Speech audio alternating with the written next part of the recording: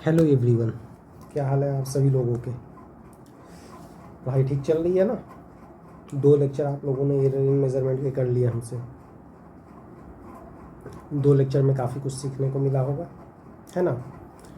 Last lecture जो हम लोग लेक्चर 20 कर रहे थे, उसमें लास्ट वाला एक क्वेश्चन मैंने उठाया था ना, वो क्वेश्चन थोड़ा सा इनकम्प्लीट रह गया था।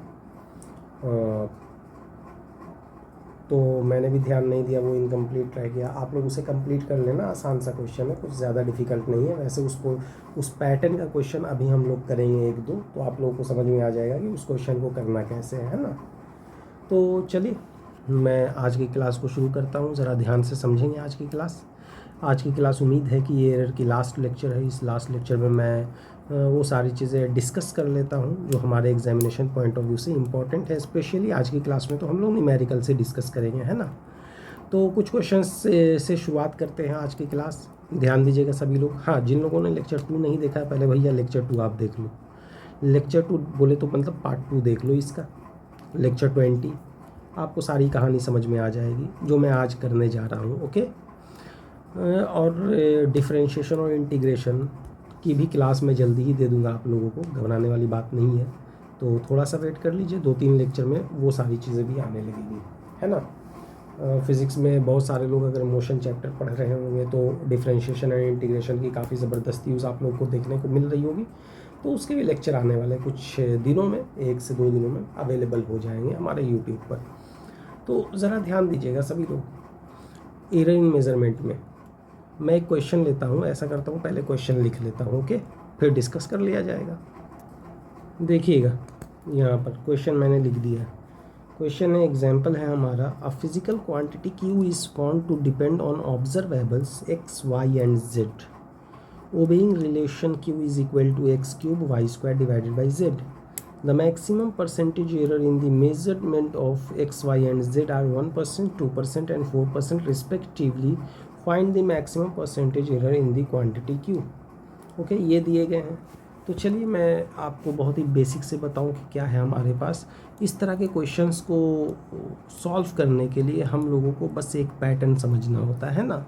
देखिए वो पैटर्न क्या है, जैसे मान लिया जाए कि अगर हमारे पास कोई भी फिजिकल क्वांटिटी है, एक फिजिकल क्वांटिटी मैंने इस तरह से दिखा दिया, x is equal to a to the power m b to the power n divided by c to the power p। मान लीजिए ये हो गया हमारा। अगर मुझे रिलेटिव एरर लिखना है तो देखिए रिलेटिव एरर के लिए क्या लिखते हैं, इसकी प्रूविंग आप पिछली क्लास में पढ़ चुके हैं, है ना। मैंने लिखा था delta x by X is equal to, ये कितने लिख दिए गए थे, m into delta a by A, plus फिर ये कितने लिख दिए गए थे, n into delta B by B, plus फिर क्या लिखे गए थे, p into delta C by C. ये मैंने लास्ट क्लास में लिखा था। अब इसी तरह से मान लिया जाए कि एक और फॉर्मूले की बात करते हैं। सपोज ये मोर देन 3 क्वांटिटीज है, से x is equal to a to the power m, b to the power n, c to the power p divided by d to the power q and e to the power r। तो इसमें relative error किस तरह से लिखिएगा। अगर मान लिया जाए कि रिलेटिव एरर हम लोगों को देना है तो रिलेटिव एरर क्या दिया जाएगा, delta x by X is equal to m into क्या लिखिएगा आप, delta a upon A, plus n into क्या लिखेंगे, delta b upon B, plus p into delta c upon C, plus q into delta d upon D, plus r into delta E upon E. इतने आ जाएंगे, बहुत है ना। देखिए ये जो रिलेटिव एरर दिया गया ना, ये मैक्सिमम रिलेटिव एरर है। आप देखिएगा कि हर फैक्टर जो है ना एडिशन के साथ हमने कनेक्ट किया है। डेल्टा ए बाई ए के बाद फिर एडिशन है, आप ये साइन पर ध्यान दीजिए, एडिशन है ना, यहाँ भी एडिशन है, तो ये मैक्सिमम को दिखा रहा है। ठीक इसी तरह से आप भी यहाँ देखिए, यहाँ एडिशन दिख रहा है, ये भी एडिशन है, एडिशन है एंड एडिशन है, तो ये भी हमारा मैक्सिमम ही दिखा रहा है। तो ये रिलेटिव एरर भी जो हमारा आ जाएगा ना, वो क्या आ जाएगा, ये भी हमारा मैक्सिमम आ जाएगा, ओके। ये रहा हमारा फॉर्मूला। तो फॉर्मूले को तो आप कैसे भी समझ सकते हो कि करना क्या रहेगा यहाँ पर। अब देखिए, अब मैं सॉल्व करता हूँ, ओके। तो ध्यान दीजिएगा, फिजिकल क्वांटिटी क्यू क्या है, x cube y square z divided by z है ना। तो अगर मैं क्वेश्चन के सॉल्यूशन पर आऊँगा तो क्यू इज इक्वल टू है x cube y square divided by z, okay. अगर मैं इसको रिलेटिव एरर में लिखता हूँ, मैक्सिमम रिलेटिव एरर में, तो delta Q by Q is equal to क्या लिखेगा, ये 3 into delta X by X आ जाएगा, प्लस 2 इंटू ये डेल्टा वाई बाई वाई आ जाएगा, प्लस यहाँ पर तो z पर पावर 1 है, तो डायरेक्टली आप क्या लिखिएगा, डेल्टा z बाई जेड। चलिए अब अगर परसेंटेज एरर में ये अभी डेल्टा क्यू बाई क्यू कौन सी एरर आई है, ये आपकी रिलेटिव एरर है ना, ये मैंने रिलेटिव एरर दिखा दी। अगर मुझे यहाँ से परसेंटेज एरर पर बात करनी होगी तो परसेंटेज एरर के लिए 100 से मल्टीप्लाई करेंगे ना। तो मान लीजिए आपको परसेंटेज एरर निकालना है क्यू में, परसेंटेज एरर इन क्यू, तो इसके लिए आप क्या कीजिएगा, delta Q divided by Q into 100 multiplication कर दीजिए, ये 3 into delta x y x into 100 कर दीजिए, प्लस 2 इंटू फिर क्या लिखिएगा आप, delta Y by y into 100 लिख सकते हैं ना। फिर आप क्या लिखिएगा बताइए, तो delta Z by Z into 100, तो 100 आप कॉमन ले लेना, तो लेफ़्ट साइड वाला जैसे यहाँ से 100 100 100 कॉमन ले लिया, तो ये कॉमन जो 100 आपने लिया है, ये 100 लेफ़्ट साइड के 100 को कैंसिल करेगा, तो बात तो ऊपर वाली ही ना आ गई हमारी, जो ये वाला इक्वेशन था। ओके, अब यहाँ से देखिए एक्स वाई और जेड में परसेंटेज एरर दिया हुआ है। क्या परसेंटेज एरर दिया हुआ आप ज़रा ध्यान दीजिएगा, एक्स में 1% है, वाई में 2% है, जेड में 4% है। तो ये हमारा परसेंटेज एरर इन एक्स दिखा रहा है, ये वाला पॉइंट जो है ना, ये परसेंटेज एरर इन एक्स है, ये परसेंटेज एरर इन वाई है, ये परसेंटेज एरर इन जेड हो गया है ना। अगर मैं यहाँ से बात करूँगा तो ये परसेंटेज एरर इन क्यू लिख दिया, ये कितने आएंगे, 3 इंटू एक्स में परसेंटेज एरर कितने थे बताइए, तो 1%, 2% है वाई में और जेड में है 4%। तो आप यहाँ से 1% लिखना, प्लस 2 इंटू वाई में 2% है, प्लस जेड में कितने आ गए, 4% आ गए, ये 3% प्लस क्या आ गया, 4% प्लस 4%, तो आंसर कितने आ जाएंगे, 11% आ जाएंगे।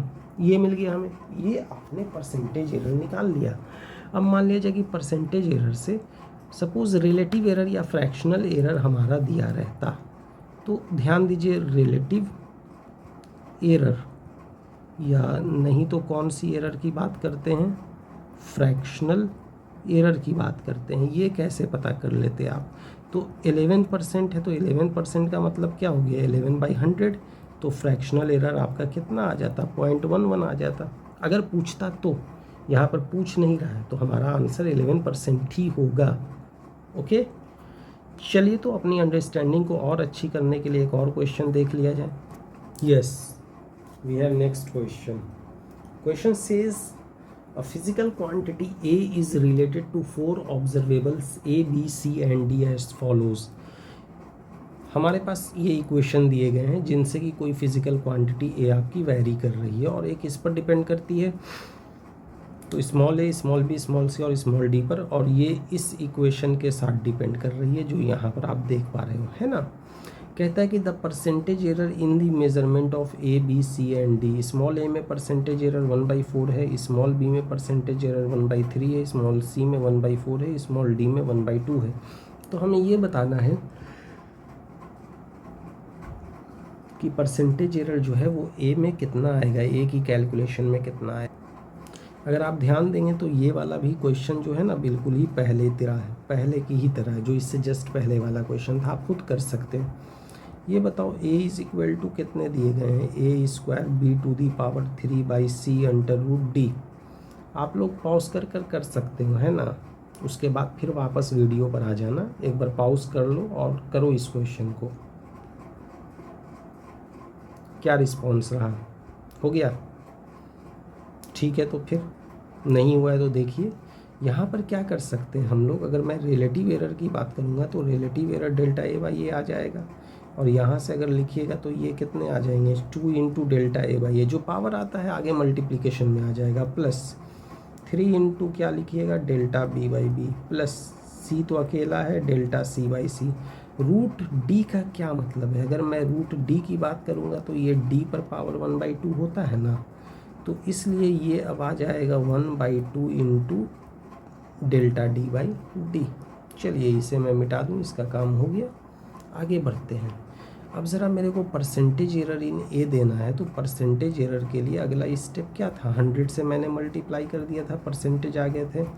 2 इंटू ये क्या आ जाएगा, delta A by a into 100 plus 3 into फिर ये क्या आ जाएगा, delta B by b into 100। बताइए इतना आएगा ना। नेक्स्ट आपको क्या मिल जाएगा, डेल्टा सी अपॉन सी इंटू 100। इसके बाद नेक्स्ट क्या आ जाएगा, 1/2 delta D upon D into क्या आ गए, 100 आ गए। हम लोगों ने ऐसा रख दिया। अब ये परसेंटेज एरर इन ए है, ये वाला जो फैक्टर है ना, ये परसेंटेज एरर इन ए को दिखा रहा है। तो अगर आप लिख सकते हैं तो इसके लिए लिख सकते हैं ना, ये क्या आ जाएगा, परसेंटेज एरर इन ए। बताइए ये कितने मिल गए, स्मॉल ए में परसेंटेज एरर क्या दिया गया, 1/4%। आप ऊपर क्वेश्चन देख सकते हैं ना। तो स्मॉल ए में 1/4 है, स्मॉल बी में 1/3 है, स्मॉल सी में 1/4 है, और फिर डी में हमारा 1/2 है।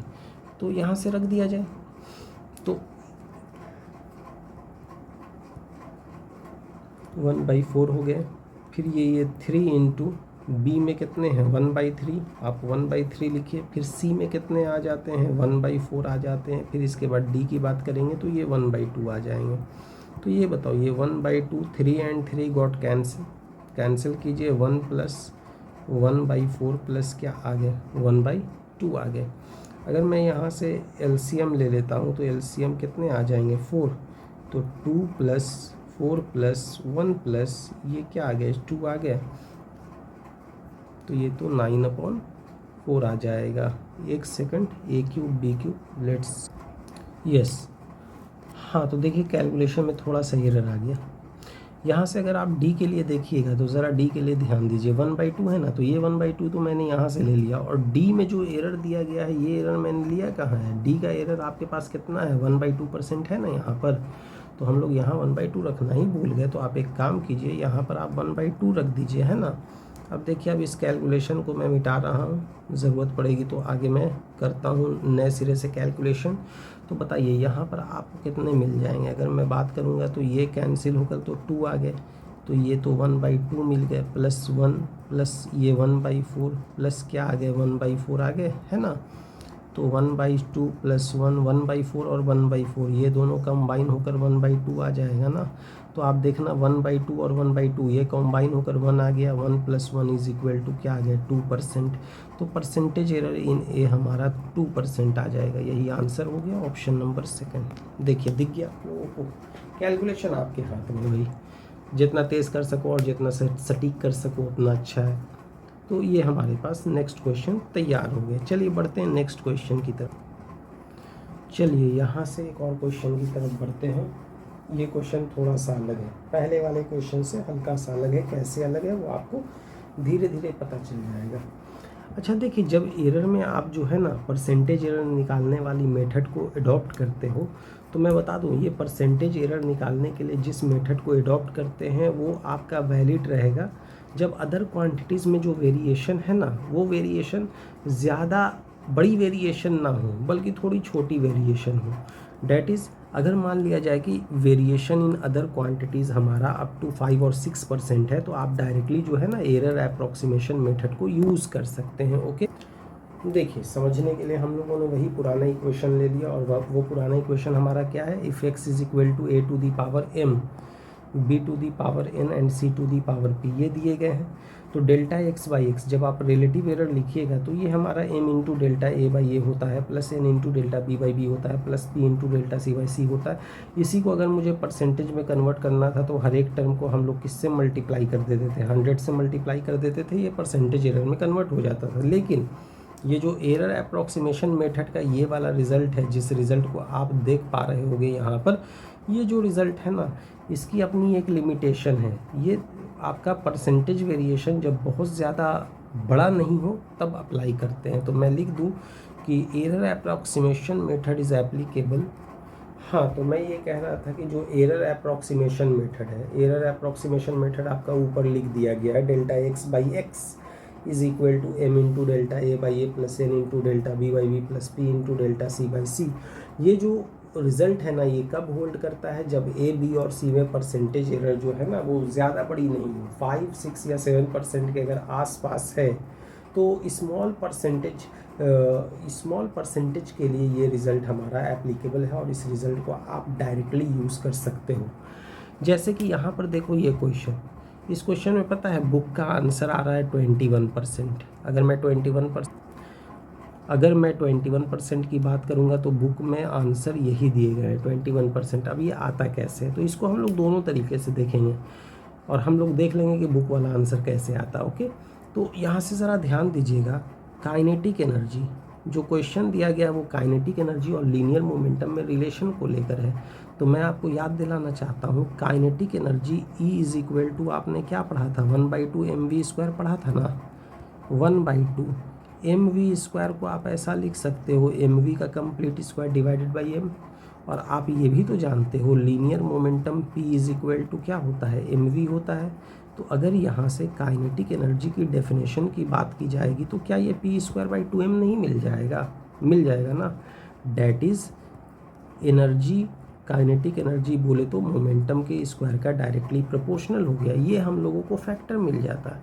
अगर यहाँ से मैं एरर अप्रॉक्सीमेशन मेथड अप्लाई करता हूँ, कौन सा मेथड, एरर अप्रॉक्सीमेशन मेथड,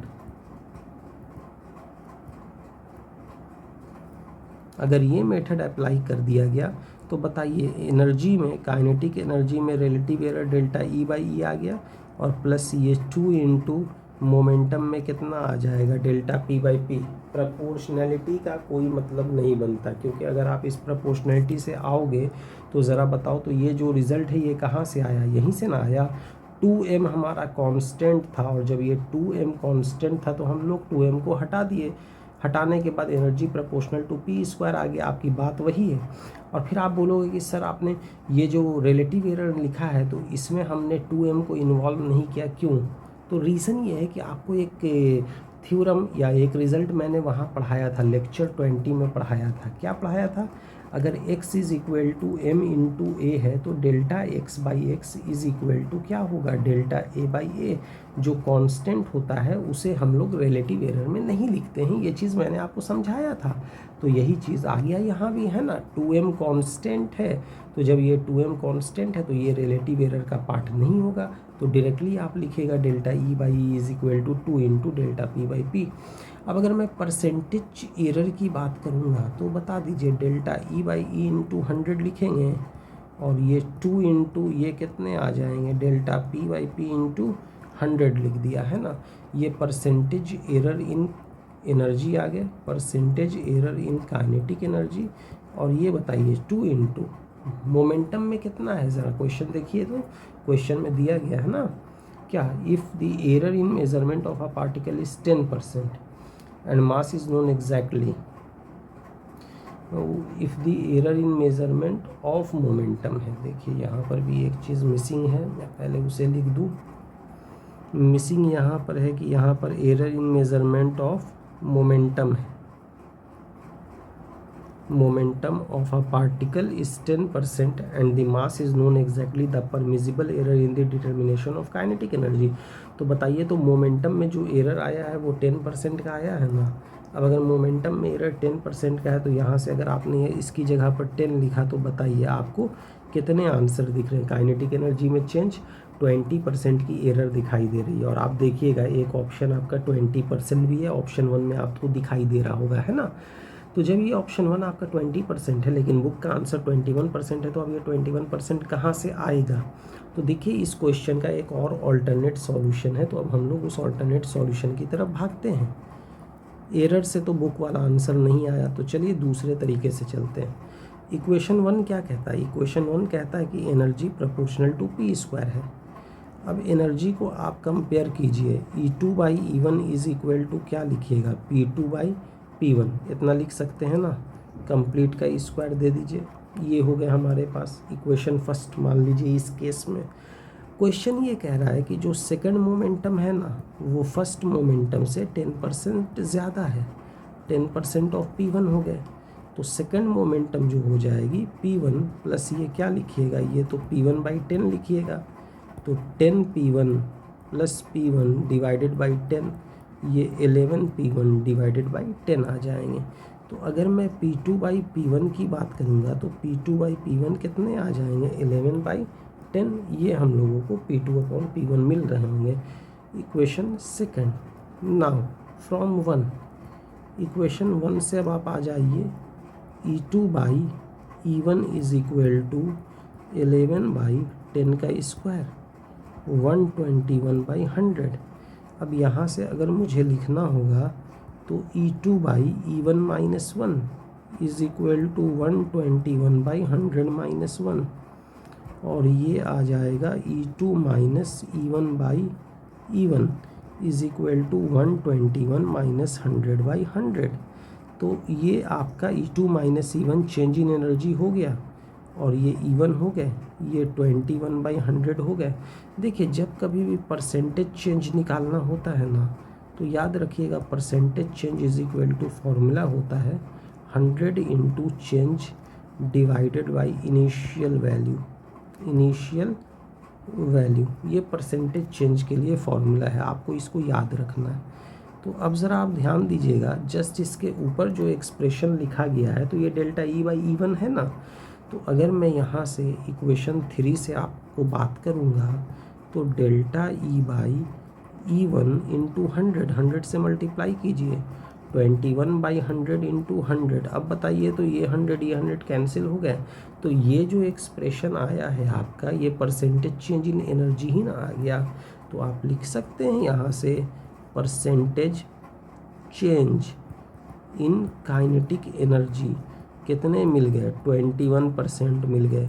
ये हो गया आपका एक्चुअल तरीका बनाने का, मतलब जो हमारे पास पूछ रहा है उसके लिए फिज़िक्स में एग्जैक्ट फार्मूला क्या है, उस फार्मूले की मदद से अगर हम लोग इस तरह का परसेंटेज चेंज निकाल सकते हैं तो ये हमारे पास जो है ना ज़्यादा एक्यूरेट मेथड माना जाता है।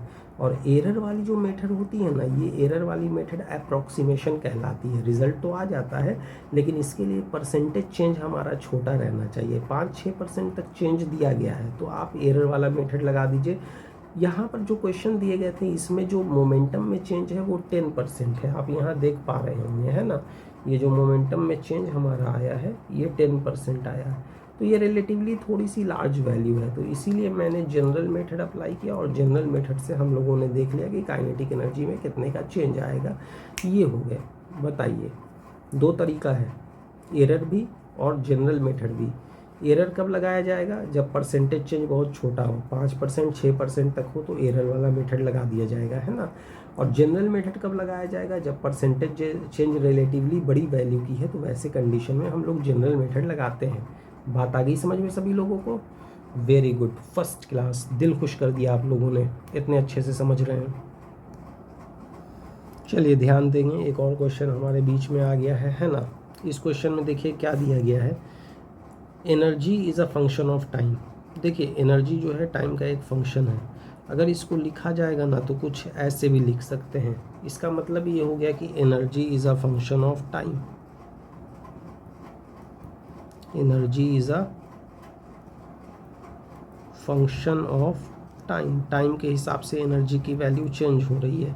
इसका ये मतलब कभी मत समझिएगा आप E/T, हो सकता है बहुत सारे लड़के समझ जाएं E×T, ये हमारा गलत परसेप्शन है। ये मतलब हम लोग नहीं समझते हैं ना, रॉन्ग हो जाएगा ये।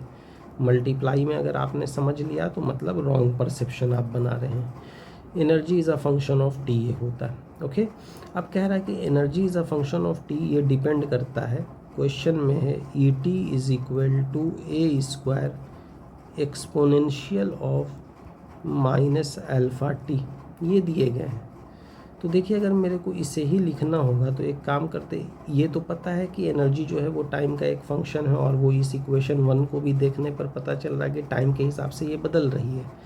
तो मान लो टाइम को हटा देते हैं, डायरेक्टली एनर्जी लिखो। एनर्जी इज इक्वल टू क्या लिखोगी, a² एक्सपोनेंशियल ऑफ -α/t आएगा। और अगर एनर्जी देना है ना तो ये a², ये e⁻⁻⁴ -α/t, e⁻⁻⁴t को ही एक्सपोनेंशियल में लिखा गया है, okay.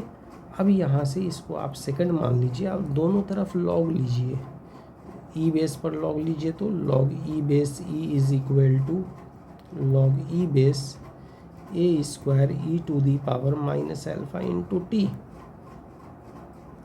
Log E base e is equal to, log की प्रॉपर्टी से ये क्या हो जाएगा, log E base a square plus log E base e to the power minus alpha into T.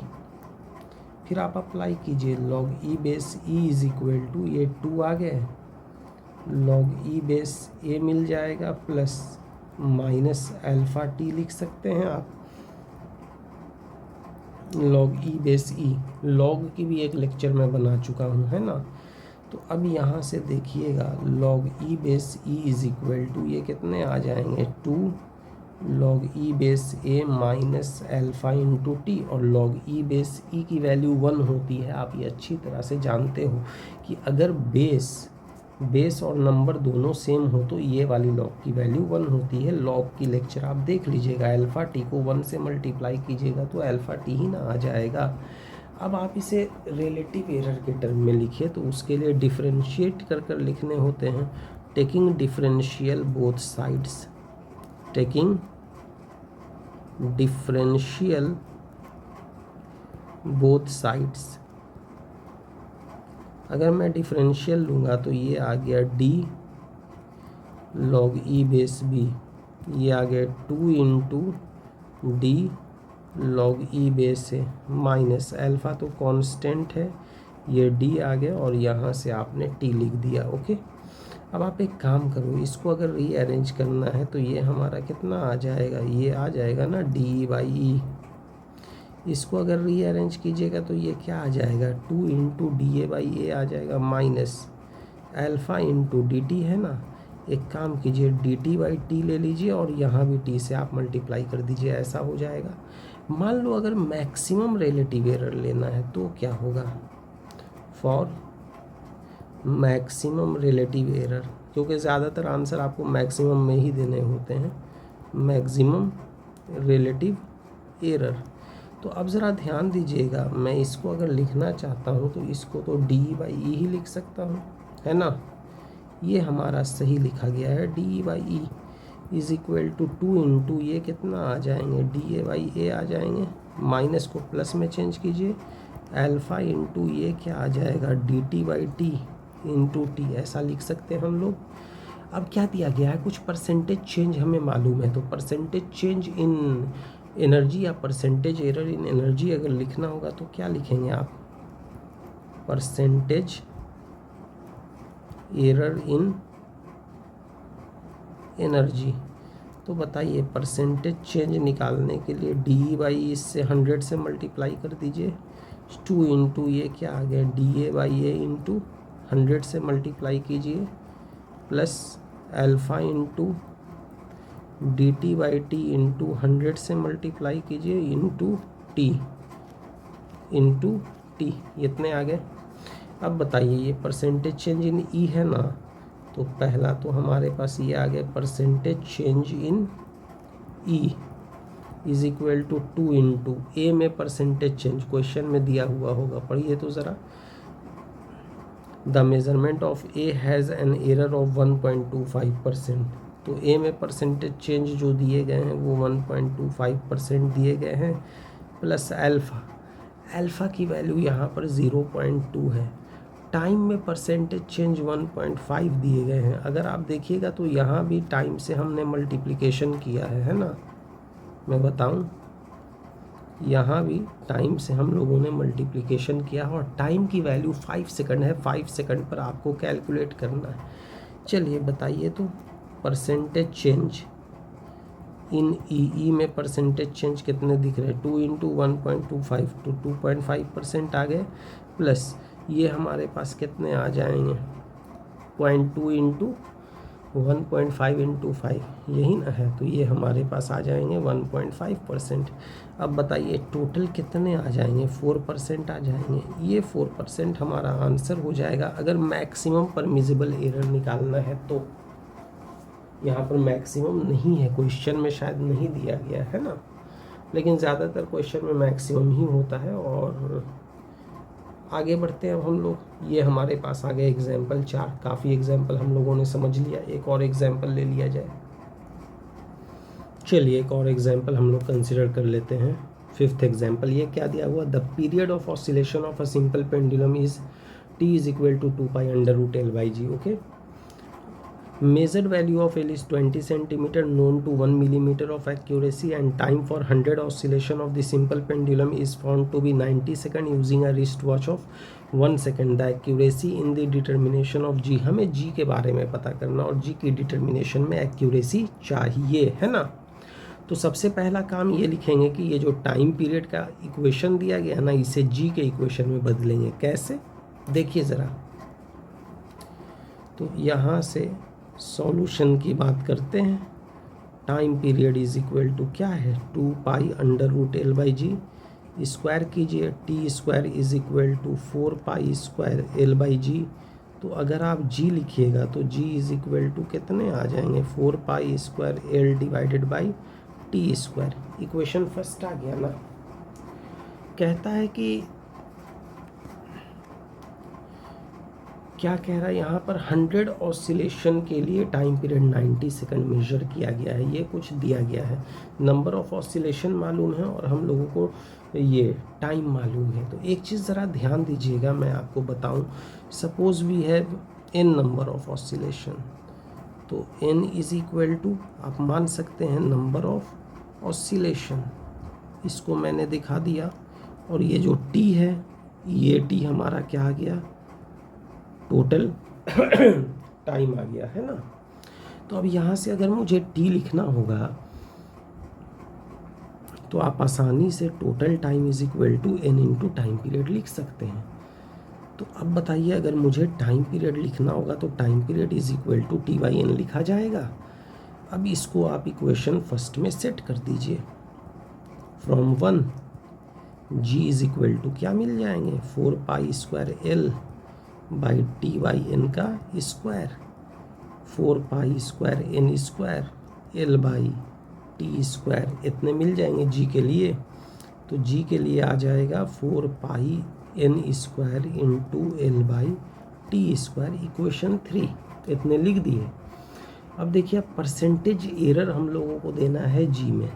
तो इसके लिए क्या किया जाएगा, एरर अप्रॉक्सीमेशन मेथड का आप यूज़ कर सकते हो, है ना। वहाँ से अगर हम लोग यूज़ करेंगे तो रिस्पॉन्स क्या मिलेगा, delta g by g. 4 pi N square constant है, कॉन्स्टेंट का कोई रोल नहीं होता है, ये आप जानते हैं पहले से। एल को अगर लिखना होगा तो एल को डेल्टा एल बाई एल लिखिएगा, और टी स्क्वायर को क्या लिखिएगा, 2 into delta t by T. इतना हम लोग लिख सकते हैं, है ना। अब परसेंटेज एरर के टर्म में बात कीजिएगा तो परसेंटेज एरर इन जी में अगर आपको परसेंटेज एरर दिखाने हैं तो आप delta g by g into 100 कर सकते हैं ना। इसके लिए आप delta l by l into 100 कर सकते हैं, प्लस 2 इंटू ये delta t by t into क्या आ जाएगा, 100 हो जाएगा। 100 से मल्टीप्लिकेशन कर दिया, परसेंटेज एरर मिल गया हम लोगों को, है ना। चलिए, अब जो वैल्यूज़ दी गई है वो वैल्यूज़ हम लोग रख देंगे, है ना। ये परसेंटेज चेंज इन जी हो जाएंगे, परसेंटेज चेंज इन जी। अब ज़रा आप अगर क्वेश्चन पढ़िएगा तो क्वेश्चन में लेंथ में रिलेटिव एरर कैसे निकाला जाएगा, ये क्वेश्चन है ना। आप देखिए, लेंथ है 20 सेंटीमीटर, तो ये लेंथ की ओरिजिनल वैल्यू आ गई। और यहाँ पर कितनी एक्यूरेसी दी गई है, 1 मिलीमीटर। तो ये 1 मिलीमीटर एरर को डिफाइन कर रहा है ना। तो जब हम लोगों को लेंथ में डेल्टा एल बाई एल लिखना होगा तो क्या लिखेंगे, तो आप अच्छी तरह से जानते हैं, बात आ रही है 1 मिलीमीटर की। तो 1 मिलीमीटर को अगर सेंटीमीटर में कन्वर्ट किया जाएगा तो 0.1 सेंटीमीटर हो जाएगा। तो मुझे डेल्टा एल बाई एल लिखना है, तो डेल्टा एल क्या आ गए, 0.1, और एल कितने आ गए, 20 सेंटीमीटर। 20 कितने दिए गए हैं, सेंटीमीटर, ठीक है। इसके बाद इंटू 100 कर दीजिए, plus 2 into delta t by T. तो ये बताइए, तो टाइम में कितना आ गया, तो 1 सेकंड की रिस्ट वॉच की रिजोल्यूशन थी ना, तो आप यहाँ 1 लिखिए, टोटल टाइम 90 है, और इसे आप 100 से मल्टीप्लाई कर दीजिए। ओके, तो कितने आ गए बताइए, तो 0 0 कैंसिल हो गए, ये तो 1/2 बोले तो 0.5, प्लस यहाँ से 0 गेट्स कैंसल्ड, ये कितने आ जाएंगे, 20/9 आ जाएंगे। इतना ही ना मिलने वाला है हम लोगों को। जब यहाँ से सॉल्व किया जाएगा तो 0.5 प्लस ये 2.22 इतने आ गए। तो ये 2.72 आ गया, ये लगभग 3 के इक्वल है। तो ऑप्शन में हमारा देखना 3% एक है, तो नियरली ये 3% हमारा ऑप्शन हो जाएगा। यही आपका परसेंटेज चेंज आ गया। कौन सी क्वांटिटी में परसेंटेज चेंज आ गया? जी में, और जी में परसेंटेज चेंज आप कितना लिख पाओगी? 3% लिख पाओगी। हो गया ना। तो ये हम लोगों ने देख लिया कि एरर इन मेजरमेंट के क्वेश्चंस को किस तरह से टैकल किया जाता है। आपको 4-5 क्वेश्चन मैंने आज की क्लास में समझा दिया, और ये क्वेश्चन सफिशिएंट है हम लोगों को एरर इन मेजरमेंट को समझने के लिए। इसके क्वेश्चंस कैसे पूछे जाते हैं, उन क्वेश्चंस को लेने के लिए सफिशिएंट है। ओके, ये 5 न्यूमेरिकल आज की क्लास में हम लोगों ने कर लिया। ये पांचों हमारा बेस्ड था एरर इन मेजरमेंट में, जो फ्रैक्शनल एरर या रिलेटिव एरर के रिस्पेक्ट में टर्म था हमारा, उन्हीं टर्मिनोलॉजीज पर ये बेस्ड था, है ना। अब एरर इन मेजरमेंट की लेक्चर को मैं यहीं पर रैप अप करने जा रहा हूँ। कुछ खास और तो नहीं है यहाँ पर एग्जामिनेशन पॉइंट ऑफ व्यू से जो मैं अलग से समझाऊँ। हाँ, इसी टॉपिक में 2 अलग से एक टॉपिक आपको पढ़नी है। एक पढ़नी है सिग्निफिकेंट फिगर, और दूसरा होता है राउंड ऑफ, है ना। तो कैलकुलेशन में सिग्निफिकेंट फिगर या राउंड ऑफ को किस तरह से यूज़ किया जाता है, इसके बारे में पता आपको अगली क्लास में चलेगा। तो नेक्स्ट क्लास के लिए वेट कीजिए। नेक्स्ट क्लास हमारा जो होगा वो significant figure and round off पर होगा। Till then good bye. पढ़ते रहिए, क्वेश्चन सॉल्व करते रहिए।